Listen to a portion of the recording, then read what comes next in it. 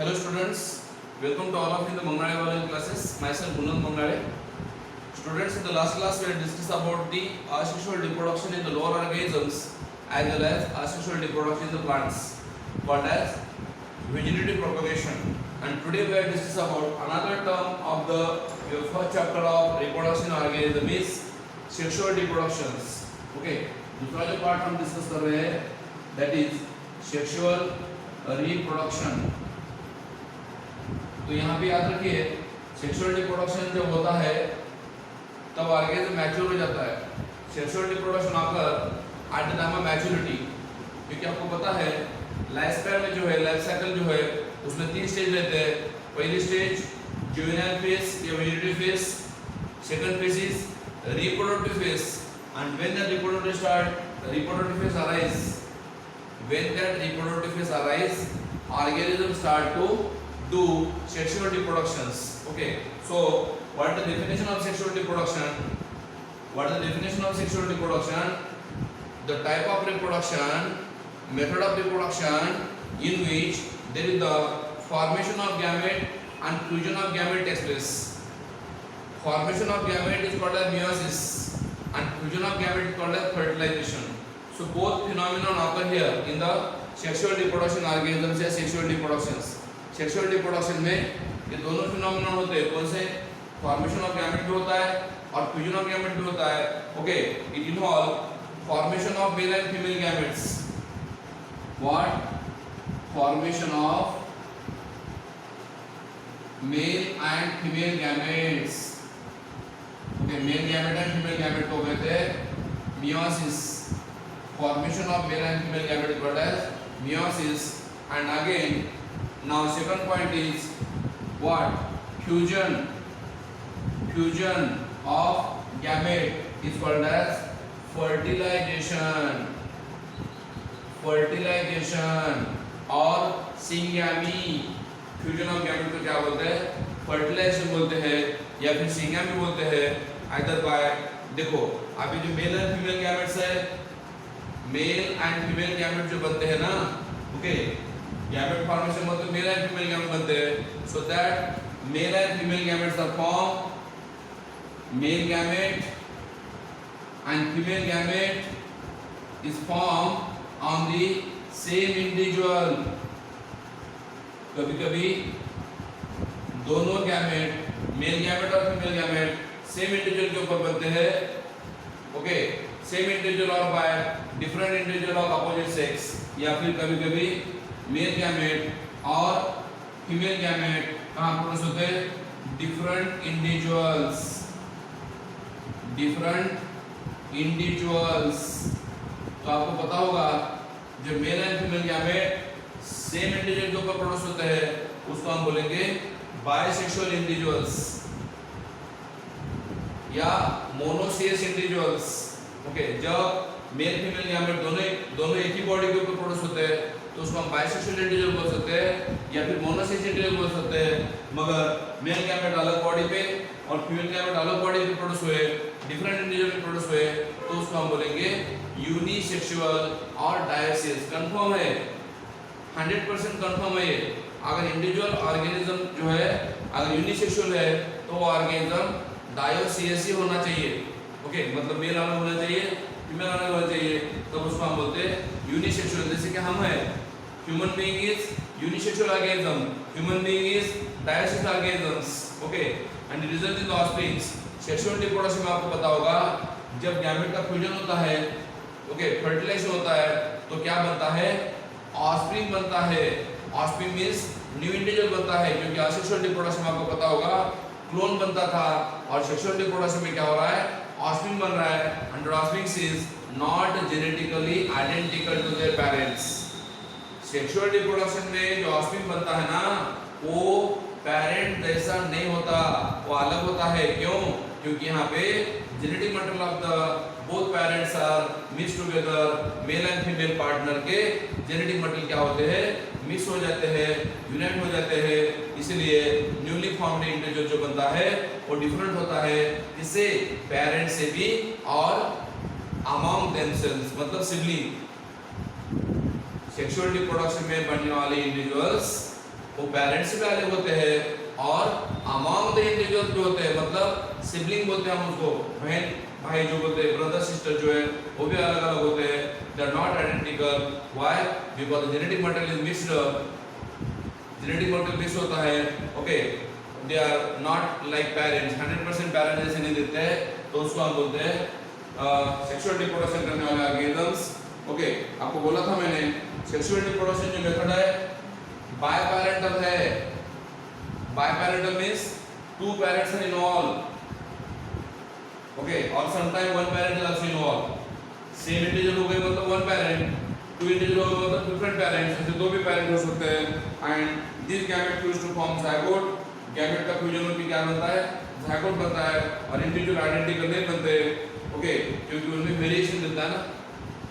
Newly formed individual shows variations, difference among themselves or difference with their parents, and is the elaborate method. Sexual reproduction कैसी है? Elaborate है, मतलब विकसित है, okay, complex है और स्लो प्रोसेस है। देखो, इलाबरेट है, कॉम्प्लेक्स है, स्लो प्रोसेस है। आप बोलेंगे तो कॉम्प्लेक्स क्यों है? क्योंकि मेल फीमेल गैमेट बनना है तो कॉम्प्लेक्स हो गई, उसके क्रोमोसोम कंबाइन होना है, डीएनए कॉम्प्लेक्स हो गई। और यूवॉल्व क्यों बोल रहा हूँ, स्लो क्यों बोल रहा हूँ? बिकॉज स्लो प्रोसेस क्यों बोल रहा हूँ? इट रिक्वायर मैच्योरिटी पीरियड ना। सेक्सुअल रिप्रोडक्शन स्लो क्यों होता है? क्योंकि उसको मैच्योरिटी आने के लिए टाइम लगता है, और मैच्योरिटी आने के बाद ही सेक्सुअल रिप्रोडक्शन हो पाता है। Okay, so it is the slow method, and so multiplication of not rapid, multiplication fast नहीं हो सकता ना। सेक्सुअल रिप्रोडक्शन में जो है इंडिविजुअल का मल्टीप्लिकेशन फास्ट नहीं हो पाता, स्लो हो जाता है। And it is the study of diverse organism study करते हैं। ओके, सेक्सुअल रिप्रोडक्शन कौन करता है? फिर हायर ऑर्गेनिज्म करते हैं जनरली, वो प्लांट्स हो, एनिमल्स हो, ओके, हर एक ऑर्गेनिज्म जो है, फंगा हो, they are different in the external morphology. हर एक इंडिविजुअल का क्या होता है? सेक्सुअल रिप्रोडक्शन करने वाले इंडिविजुअल जो है उन सभी का मॉर्फोलॉजी अलग होता है, एनाटॉमी अलग होता है, फिजियोलॉजी अलग होता है, ओके, मतलब बॉडी के फंक्शन भी अलग अलग होते हैं। And come sexual mode of reproductions, they share similar pattern. देखो, मॉर्फोलॉजी अलग रहा, एनाटॉमी अलग रहा, फिजियोलॉजी अलग रहा, तभी भी सेक्सुअल रिप्रोडक्शन जो है सभी में कॉमन मेथड है। ओके, क्या होना है सेक्सुअल रिप्रोडक्शन में? गैमेट का फॉर्मेशन होना है और गैमेट का फ्यूजन होना है। And life cycle organism can be divided into 3 phase. तो आपको पता होगा लिविंग ऑर्गेनिज्म में जो लाइफ साइकिल होती है, लाइफ साइकिल मैंने आपको लास्ट पीरियड में बताया था, लाइफ साइकिल क्या है और लाइफ स्पैन क्या है। What is the difference between life cycle and lifespan? Life cycle means event occur in the reproduction, sexual reproduction organism called as life cycle of sexual reproducing organisms. Okay, उस life cycle में मैंने आपको दिया था sexual reproduction जो होता है, कोई भी इंडिविजुअल हो उसमें जो लाइफ साइकिल होती है, life cycle of sexually reproduction organism is further divided into 3 phase. Life cycle में बेसिक 3 फेज होते हैं। कौन कौन से 3 फेज होते हैं? आपने पढ़ा है ये phase. Number 1 phase called as juvenile phase. First phase कौन सी होती है? जुवेनाइल फेज, या उसी को हम प्री रिप्रोडक्टिव फेज बोलते हैं। ओके,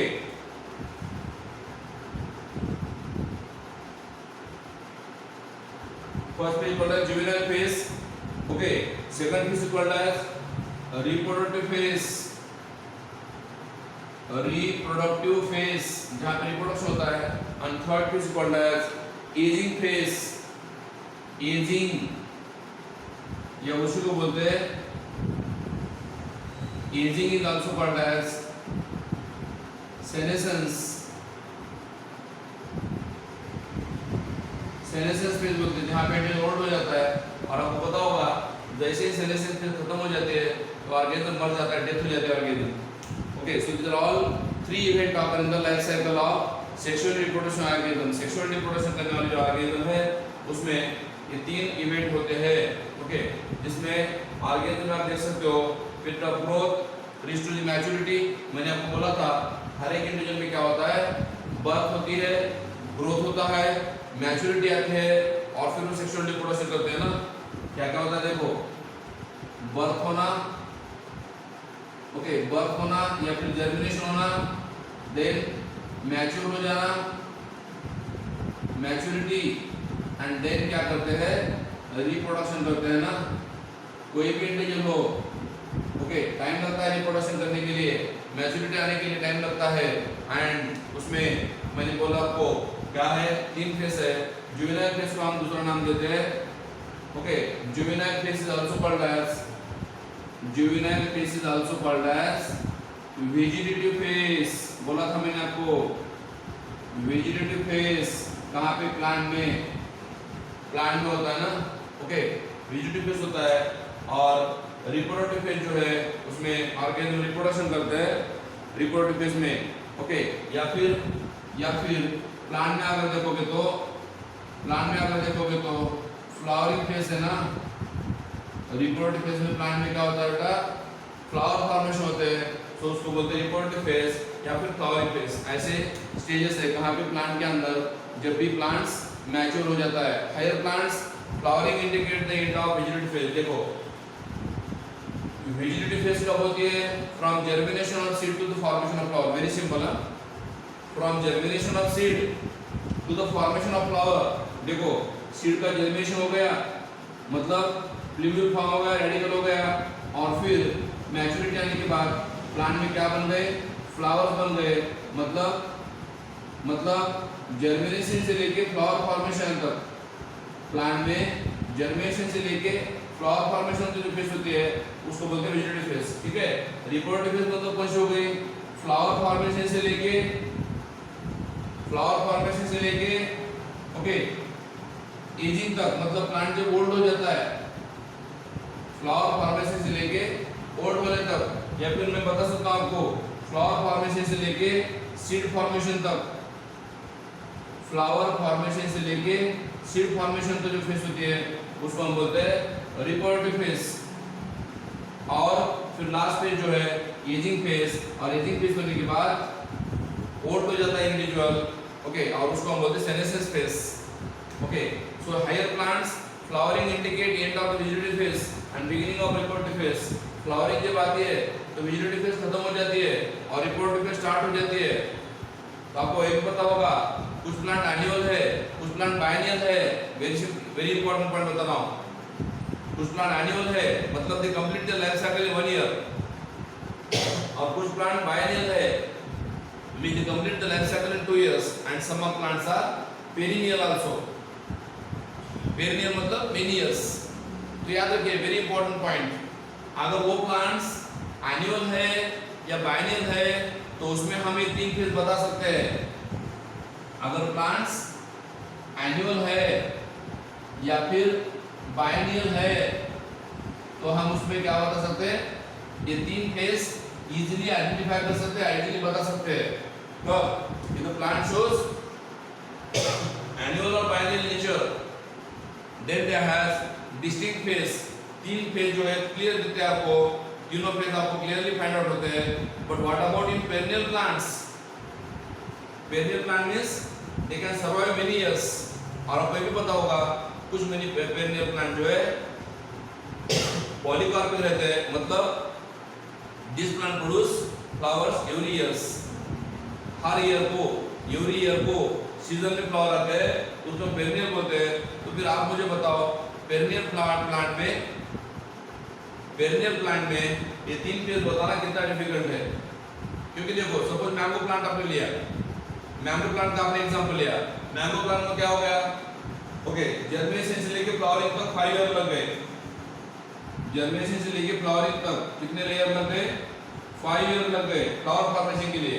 अभी फ्लावर फॉर्मेशन जैसे होता है तो 5 ईयर से लेके 100 ईयर तक अप्रोक्सीमेटली प्लांट क्या करता है, हर साल फ्लावर करता है ना प्रोड्यूस। इसका मतलब क्या, वेजिटेटिव फेज तो खत्म हो गई नो डाउट, मगर अगर रिप्रोडक्टिव फेज पार्ट हो गया ना तो इतना टाइम रिप्रोडक्टिव फेज का रहता है क्या। ओके, तो पेरिनियल प्लांट में ये 3 फेज फाइंड आउट करना डिफिकल्ट है। कौन से 3 फेज बोल रहा हूँ, vegetative phase, flowering phase and senescence phase, ये तीनों फेज फाइंड आउट करना पेरिनियल प्लांट में डिफिकल्ट है। तो उसको हम क्या बोल सकते, फिर उसको हम क्या बोल सकते हैं, inter flowering period. Inter flowering period मतलब एक बार फ्लावर आया कि हर साल फ्लावर आते हैं, इसका मतलब पहले फ्लावर आने से फ्रूट फॉर्मेशन होता है, फ्रूट हार्वेस्टिंग हो जाता है, निकल जाते हैं फ्रूट्स, और फिर जब नेक्स्ट फ्लावर आता है तो दोनों के अंदर का ड्यूरेशन है उसको हम बोलेंगे इंटर फ्लावरिंग पीरियड। किसको? विजिटिव फेज की जगह पे हम क्या वर्ड यूज कर सकते हैं? विजिटिव फेज की जगह पे हम वहां पे वर्ड यूज कर सकते हैं इंटर फ्लावरिंग पीरियड्स। ओके, उसके बाद based on the flowering and fruit forming pattern there are two types of flowering plants. Flower formation कैसे होता है या फ्रूट फॉर्मेशन कितने बार होता है प्लांट में, कितने बार फ्लावर आते हैं, कितने बार फ्रूट आते हैं, फॉर्मेशन होते हैं प्लांट में, उसके अकॉर्डिंग प्लांट के दो टाइप बता रहा हूं, monocarpic and polycarpic. Very simple phenomenon on the basis of flower formation and fruiting pattern, on the basis of flower formation and fruiting pattern। okay, sexual reproduction में क्या होता है? on the basis of flower formation या fruit formation, fruiting pattern कैसे होता है उसके according दो टाइप बनते हैं। One is called as monocarpic and second is called as polycarpic. Very simple phenomenon. Monocarpic का मतलब याद रखो, वेरी सिंपल है, जिस प्लांट में क्या होता है लाइफ में एक ही बार फ्लावर आता है, याद रखो, very simple. Those plant produce flowers or fruits only one time in the life is called as monocarpic plants। okay, monocarpic plant का मतलब flowers once in one time and ये flowers many times। okay, ये दो type है इसके। Polycarpic का मतलब हर साल फ्लावर आते हैं, मेनी टाइम फ्लावर आते हैं, उसको पॉलीकार्पिक बोलते हैं। और मोनोकार्पिक का मतलब flower only once, okay, in the life, उनके लाइफ में फ्लावर खाली एक बार भी आता है, उसको मोनोकार्पिक बोलते हैं। ओके, एंड फ्रूट फॉर्मेशन भी होता है। एंड एग्जांपल मैं बता रहा हूं आपको, जनरली जो एनुअल प्लांट है, ग्रास है, राइस है, ओके, व्हीट है, ये पूरे मोनोकार्पिक है ना। राइस है, व्हीट है, रेडिश है, ओके, राइस है, व्हीट है, रेडिश है, ओके, ये पूरे, कैरोट है, गाजर बोलते हैं उसको, बाम्बू है, बाम्बू का ट्री देखा होगा आपने, इसके ऊपर क्वेश्चन पूछा था, bamboo tree flowers only one time in the life and it require 50 to 100 years for flowering. Bamboo plant के लिए फ्लावरिंग के लिए एक ही टाइम फ्लावरिंग आता है उसमें, और फ्लावर फॉर्मेशन के लिए कितने ड्यूरेशन लगता है? 50 to 100 years। किसमें?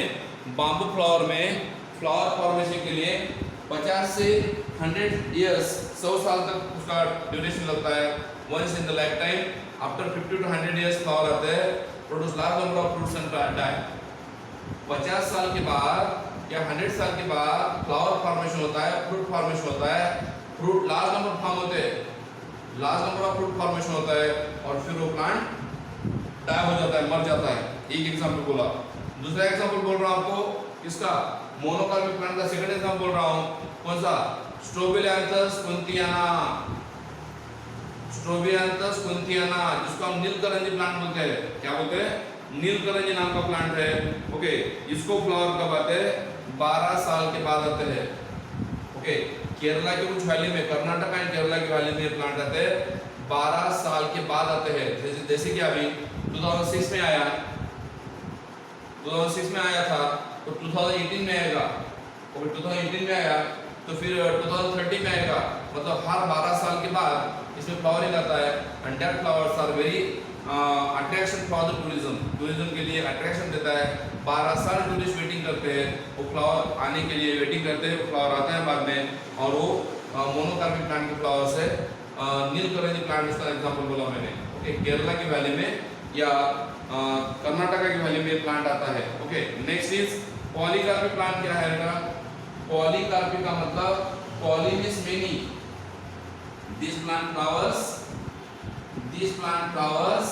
Many times in their life, जिस प्लांट में क्या होता है, फ्लावरिंग जो होता है मेनी टाइम होता है, flowering and fruit formation every year होता है, okay, every years participate in the year seasonally, हर एक सीजन में flower formation and fruit formation every year, okay, flowers many times every year flower formation होता है, तो उसको बोलते हैं पॉलीकार्पिक, एंड फ्रूट फॉर्मेशन होता है। एग्जांपल इसका दे रहा हूं मैं, they are perennial plants, perennial plant generally लेते हैं, polycarpic plants are perennial plants, like कौन से पेरिनियल प्लांट्स जो मेनी टाइम फ्लावर करते हैं, प्रोड्यूस, ओके, एप्पल है, मैंगो है, ग्रेप वाइन है, ऑरेंज है, all are called as, they are called as polycarp crop. तो मैंने आपको बोला था time period between the two flowering phase called inter flowering period, inter flowering period, very interesting point है, वेरी point point, inter flowering period,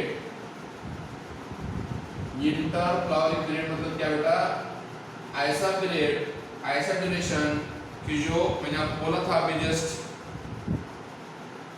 जिस plant में हम तीन फेज फाइंड आउट नहीं कर पाते, vegetative phase, flowering phase and reproductive phase, उस प्लांट में, पेरिनियल प्लांट में दो फ्लावर फॉर्मेशन के अंदर का ड्यूरेशन जो रहता है उसको बोलते हैं इंटर फ्लावरिंग पीरियड, मतलब दो फ्लावर फॉर्मेशन का अंदर का जो ड्यूरेशन है उसको इंटर फ्लावरिंग पीरियड बोलते हैं, which used for building of resource of therefore their recovery phase, inter flowering period is also called as, inter flowering period is also called as recovery period, मतलब उस period में क्या होता है, plant flower formation से recover हो जाता है। जैसे मैं आपको एग्जांपल बोल रहा हूँ, मैंगो प्लांट में क्या होता है, फरवरी टू मार्च मंथ में या जनवरी फरवरी मंथ में फ्लावर आते हैं, और मई अप्रैल में फ्रूट फॉर्मेशन रैपनिंग होता है ना। अच्छा, किसमें, मैंगो प्लांट बोल रहा हूँ, तो हर एवरी ईयर फरवरी मंथ में ये मैंगो प्लांट में फ्लावरिंग आता है। इसका मतलब क्या हो रहा है, फरवरी से लेके नेक्स्ट फरवरी तक का जो ड्यूरेशन है उसको हम बोलते हैं रिकवरी पीरियड, मतलब इंटर फ्लावरिंग पीरियड, मतलब दो फॉर्मेशन जो फ्लावर फॉर्मेशन का जो पीरियड है, दो टाइम जो फ्लावर फॉर्मेशन का पीरियड है उसके अंदर का ड्यूरेशन जो है, गैप है, उसको हम बोलेंगे inter flowering period. Next, on the basis of periodicity of breeding, okay, periodicity of breeding कैसे होता है, according to that we are classified organic two types. क्या बोल रहा हूँ, on the basis of periodicity of breeding, on the basis of periodicity of breeding, उसके according हम क्या करेंगे, दो टाइप बनाएंगे ना।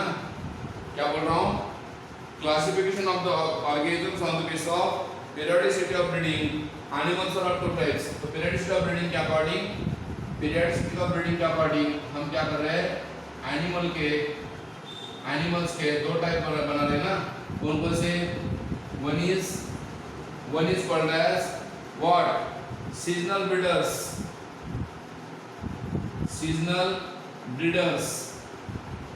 और second is called as continuous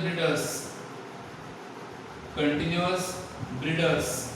very simple, जो सीजनल ब्रीडर्स है वो पर्टिकुलर सीजन में ब्रीडिंग करते हैं, और जो कंटिन्यूअस ब्रीडर है वो पूरे साल कभी भी ब्रीडिंग कर सकते हैं। जैसे कि हम कौन है, हम कंटिन्यूअस ब्रीडर है, वी आर कंटिन्यूअस ब्रीडर्स। कुछ एनिमल है जो सीजनल ब्रीडर्स है, जैसे डॉग है, ओके, शिप है, वो सीजनल ब्रीडर। जैसे कि शिप का ब्रीडिंग कब होता है, रेनी सीजन में होता है, क्योंकि उस टाइम ग्रास ज़्यादा रहते हैं, वाटर ज़्यादा रहता है, तो उस टाइम में ब्रीडिंग करते हैं ना। तो बर्ड्स हो, मैमल्स हो, जो भी एनिमल्स है, उनमें दो तरीके से ब्रीडिंग होता है। सीजनल ब्रीडिंग अलग है, मतलब क्या होता है उसमें, okay, reproductive activity only during the favourable seasons. Organism reproduction करते हैं बेटा फेवरेबल सीजन में करते हैं। जब फेवरेबल सीजन में रिप्रोडक्शन करते हैं तो उसको बोलते हैं seasonal breeders. Okay, seasonal breeding करते हो। Okay, reproductive phase example lizard, frog, birds, mini mammals. Frog में भी आपको पता होगा, रेनी सीजन में भी, फ्रॉग में भी जनरली क्या होता है, रेनी सीजन में ब्रीडिंग होता है, तो उनको कहते हैं हम लोग सीजनल ब्रीडर्स। वही सीजन में वो ब्रीडिंग कर पाते हैं, एक्टिव हो जाते हैं male female partners. And continuous breeder मतलब क्या है, the reproductive reproductively active through out the reproductive phase. जितना दिन वो रिप्रोडक्शन कर पाते हैं उतना दिन वो रिप्रोडक्शन कर पाते हैं, उसको रिप्रोडक्टिव फेज बोलते हैं। अब वो किसी भी साल किसी भी मंथ में प्रेग्नेंट हो सकते हैं, रिप्रोडक्शन कर पाते हैं, उसको बोलेंगे कंटिन्यूअस ब्रीडिंग। अभी सिंपली बताने के लिए मैं आपको बता सकता हूँ, सिंपली बताने के लिए जो सीजनल ब्रीडर्स है उनमें उनमें क्या होता है, ये सपोज सीजनल ब्रीडर्स है वो क्या है, नॉन प्राइमेट है, तो उनमें क्या आता है, ईस्टर साइकिल आती है। और जो कंटिन्यूअस ब्रीडर्स है वो क्या है, कंटिन्यूअस ब्रीडर्स जनरली प्राइमेट्स है ना। प्राइमेट में कौन कौन आता, मंकी आता, एप आते और ह्यूमन आते हैं ना। तो ये तीन एनिमल में क्या हो रहा है, मंकी एप एंड ह्यूमन में क्या हो रहा है, मंकी में, एप में और ह्यूमन में क्या हो रहा है, कंटिन्यूअस ब्रीडिंग हो रहा है। क्यों याद रखो मैं क्या बोल रहा हूँ, ये animals through out years reproduction कर पाते हैं, कंटिन्यूअस ब्रीडर कहते हैं। रिप्रोडक्टिव फेज में कभी भी रिप्रोडक्शन कर पाते हैं, क्योंकि इसमें याद रखो जो फीमेल है उसमें फीमेल में क्या आता है, फीमेल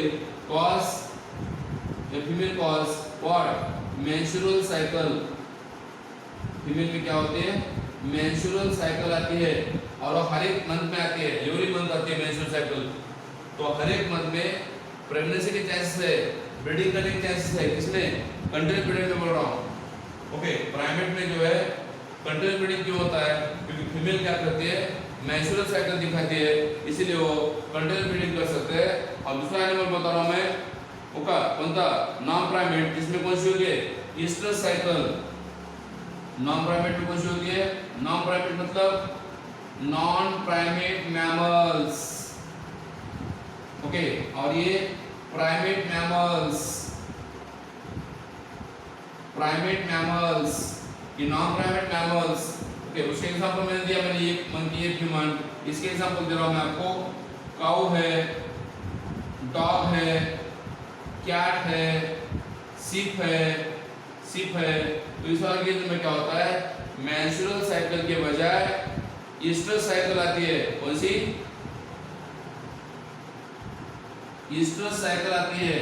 और वो ईस्टर साइकिल उसी सीजन में आती है, उसी सीजन में आने की वजह से पर्टिकुलर सीजन में वो ब्रीडिंग कर पाते हैं, इसलिए उसको कहते हैं हम लोग क्या, कंटिन्यूअस ब्रीडर कहते हैं। They are reproductive active throughout their reproductive phase. Example मैंने आपको बताया, कैटल है, माइस है, पोल्ट्री है, ह्यूमन है, एप है। ये पूरे कंटिन्यूअस ब्रीडर के एग्जांपल है, कंटिन्यूअस ब्रीडर के। और उसके बाद फीमेल प्लासेंटल मैमल्स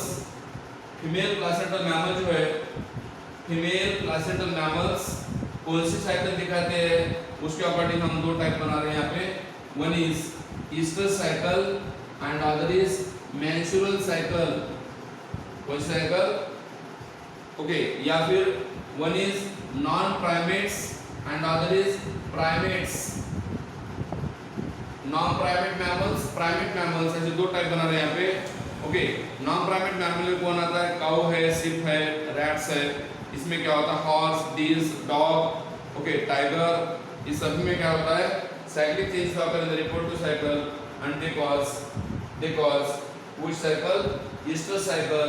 तो वो क्या करते हैं फिर सीजनली ब्रीड कर पाते हैं। और दूसरा मैं एग्जांपल बता रहा हूँ आपको, जो प्राइमेट्स है, प्राइमेट में कौन आता है, मंकी एप एंड ह्यूमन। उसमें मेंस्ट्रुअल साइकिल आती है, इसलिए वो कभी भी थ्रू आउट ईयर रिप्रोडक्शन कर पाते हैं। So this is about the difference between the classification of periodicity of reproductive phase. मैंने बोला आपको फ्लावर फॉर्मेशन होने की वजह से मोनोकार्पिक, पॉलीकार्पिक बनते हैं, और पीरियोडिसिटी ऑफ ब्रीडिंग उसके अकॉर्डिंग दो होते हैं। और फिर प्लासेंटल मैमल जो है उसको दो टाइप होते हैं। कौन से, नॉन प्राइमेट एंड प्राइमेट। इन सबके क्लासिफिकेशन मैंने आपको दे दिया है। उसके बाद अब हम अभी डिस्कशन करने वाले हैं what, events of sexual reproductions. तो आपको पता होगा सेक्सुअल रिप्रोडक्शन में बेसिकली 3 इवेंट होते हैं। कौन से, प्री रिप्रोडक्टिव फर्टिलाइजेशन या pre fertilization events. Pre fertilization event उसको हम प्री रिप्रोडक्टिव पीरियड बोलते हैं, प्री रिप्रोडक्टिव फेज। दूसरा है फर्टिलाइजेशन उसको हम रिप्रोडक्टिव फेज बोलते हैं। और तीसरा है पोस्ट फर्टिलाइजेशन इवेंट्स, मतलब ये 3 इवेंट हम डिस्कस करने वाले हैं जो कि मैं आपको नेक्स्ट क्लास में डिस्कस करता हूँ। Okay, events of sexual reproduction जो पॉइंट है मैं आपको नेक्स्ट क्लास में डिस्कस करूंगा। आज मैंने आपको जो इंट्रोडक्शन लिया है सेक्सुअल रिप्रोडक्शन का वो फिनिश हो चुका है। Thank you, have a good day. Of life occurs differently in different organisms. Reproduction, an important biological process occurring in living organisms, ensures continuity of life. Organisms reproduce either asexually or sexually. In the case of sexual reproduction, we see the fusion of male and female gametes, which are either produced by the same individual or by different individuals of the opposite sex. Though organisms which engage in sexual reproduction vary in their external and internal structure, the pattern of sexual reproduction remains quite similar. All organisms, for instance, go through 3 phases of life: the juvenile phase, reproductive phase, and senescence phase. The juvenile phase is a period of growth which is characterized by an increase in height in all animals, including human beings.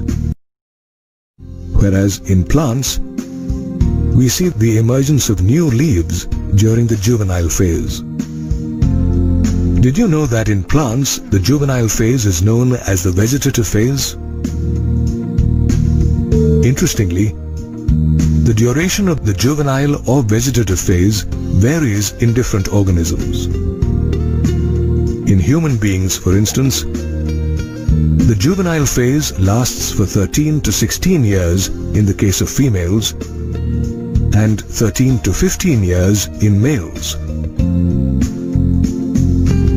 Whereas a mango tree remains in the vegetative phase for around 3 to 5 years. The juvenile phase is succeeded by the reproductive phase in both plants and animals. In the case of plants, this phase is marked by the appearance of flowers or vegetative propagules such as runners. However, while some plants such as the rose flower throughout their lifespan, others such as the mango flower seasonally. Interestingly, in the case of mango, which also happens to be a perennial plant, it is very difficult to define the various phases of life. That's because perennials, which have a long reproductive phase, keep shedding their leaves throughout the year or once a year in winter. The shedding of leaves can be misinterpreted as a sign of the senescent phase.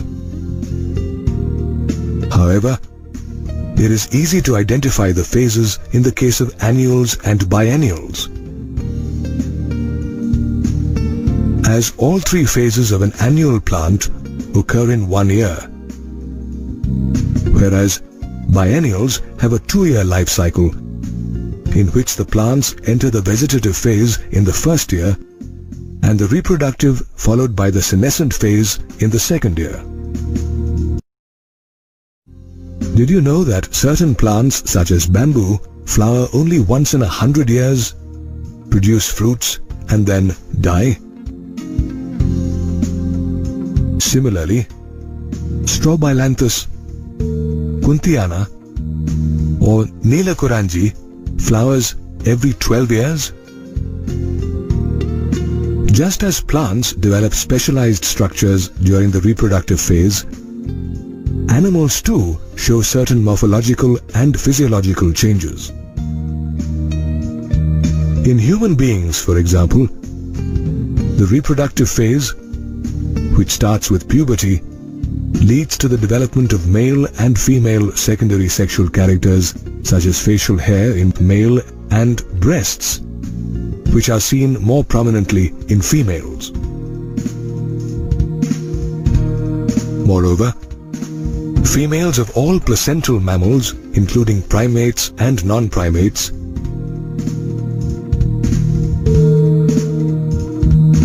demonstrate cyclical changes in the activities of their ovaries and accessory ducts, as well as hormones during the reproductive phase. Known as the menstrual cycle in primates and the estrous cycle in non-primates, these cycles stop once the female becomes pregnant and resume after the female has given birth to offspring.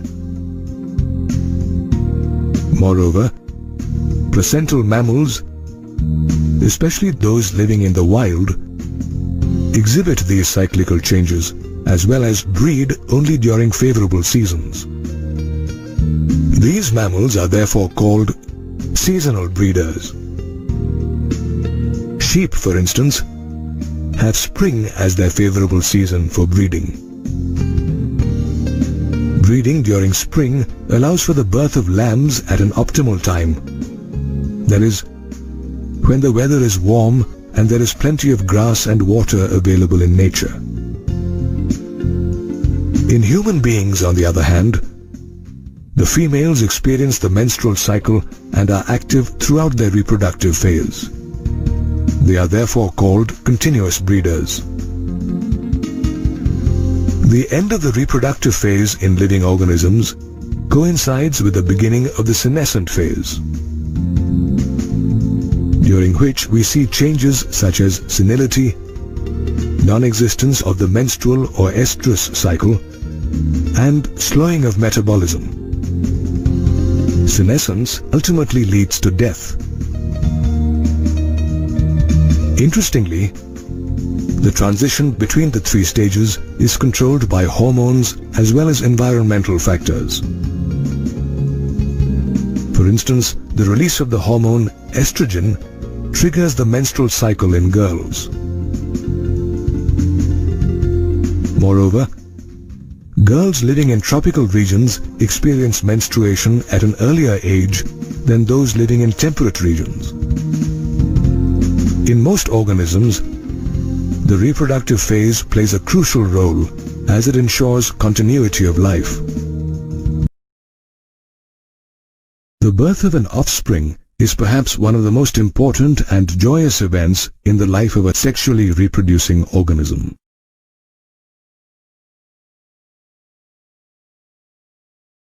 This event, however, is a culmination of events such as the development of the zygote and embryogenesis. Both these events, incidentally, are the mainstay of post-fertilization, the third stage in sexual reproduction. Did you know that every sexually reproducing organism begins his or her life as a zygote?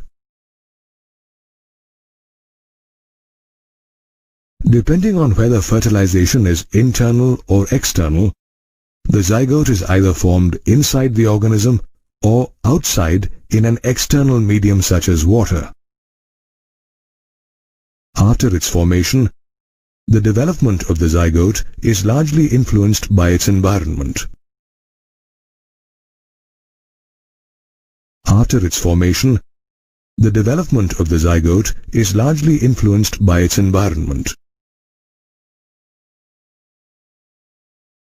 Take the case of organisms such as fungi and algae, whose zygotes are formed either in water, rocks, or soil. These zygotes develop thick walls that are resistant to desiccation as well as environmental damage. However, an unfavorable environment forces the zygote to undergo a period of rest and start storing nutrients before germinating. The environment also influences the germination of the zygote. Apart from the environment, the development of the zygote is also influenced by the life cycle of an organism. If the organism has a haplontic life cycle, as in the case with Chlamydomonas, you will notice that the zygote divides meiotically and forms haploid spores.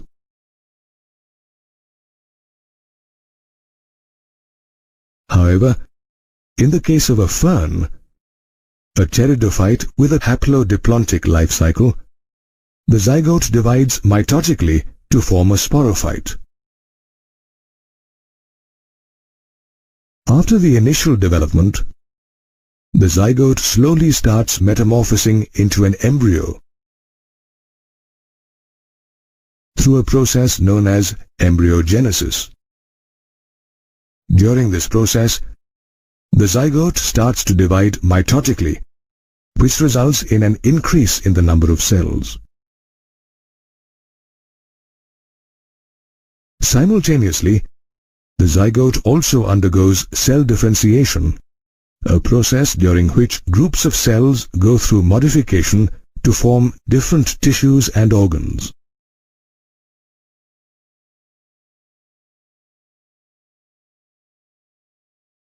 For example, the cells of an embryo differentiate to form nervous tissue, which later develops into organs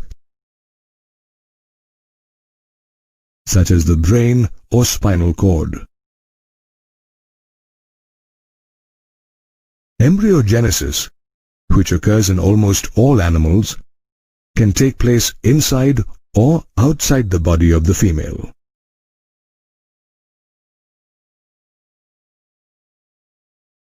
In oviparous or egg-laying animals, such as reptiles and birds, the process of embryogenesis takes place outside the body of the female, that is, in eggs laid by these animals. The eggs, covered by a hard calcareous shell, are usually laid in a sheltered place such as pens and treetops to keep them safe from the prying eyes of predators. Once the incubation period is over, the young ones hatch from these eggs. In the case of viviparous animals such as mammals, the process of embryogenesis occurs inside the body of the female. The embryo derives all its nourishment from its mother and begins to develop into a young one. After attaining a certain stage of growth, the young one is ready to emerge from the body of the female. Did you know that the young ones of viviparous animals have a better chance of survival than the young ones of oviparous animals, as the body of a female offers better nutrition and protection than an eggshell?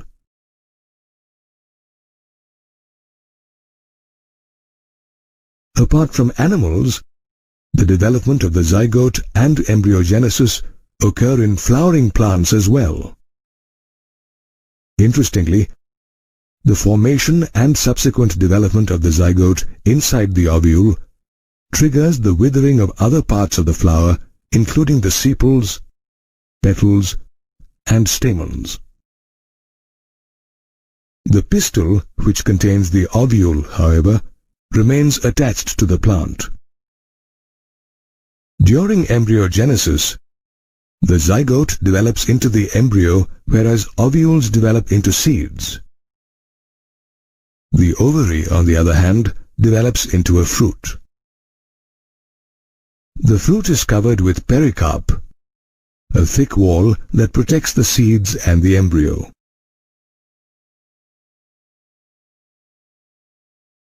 After the fruit is consumed, the seeds get dispersed by wind, water, or animals. These seeds later germinate into a new plant.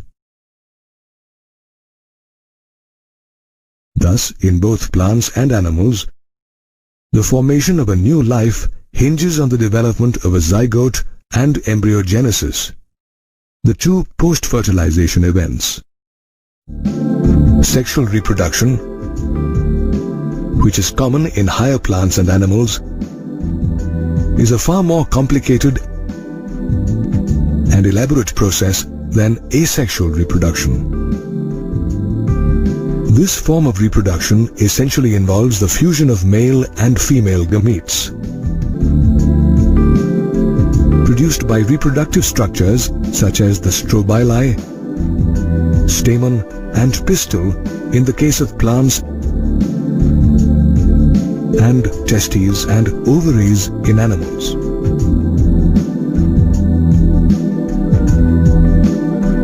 Interestingly, while some organisms are endowed with both male and female reproductive structures, others possess only one of either reproductive structure. For instance, gymnosperms such as Pinus possess both male and female strobili and are called bisexual or monoecious plants.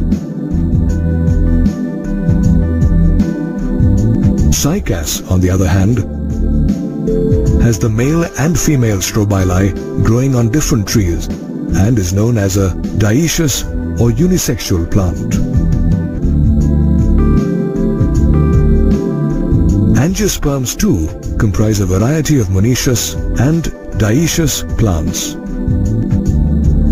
For instance, the coconut tree is considered a monoecious plant, where a single tree bears the staminate, the stamen-bearing unisexual male flower, and the pistillate, the female flower bearing the pistils. Even the pea plant is a monoecious plant, as both the stamen and pistil are present on the same flower. Papaya, on the contrary, is a dioecious plant that bears staminate and pistillate flowers on different trees. Did you know that we come across bisexual and unisexual organisms even in fungi? Bisexual fungi, such as the straw mushroom, bear the male and female gametangium, the plus and the minus mating type, on the same thallus. Hence, these types of fungi are also known as homothalic. This is in contrast to heterothalic fungi such as Rhizopus, which bears the male and female gametangium, that is, the plus and minus mating type, on different thallus.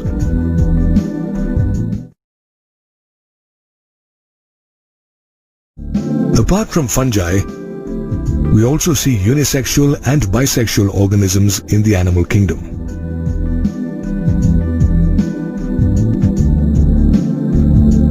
The earthworm, which has both testis and ovary, is bisexual in nature. Did you know that bisexual animals are also called hermaphrodites? Human beings, on the other hand, are unisexual organisms, as each individual possesses either the male or female reproductive organ. Regardless of whether organisms are unisexual or bisexual, reproductive structures play an important role in sexual reproduction.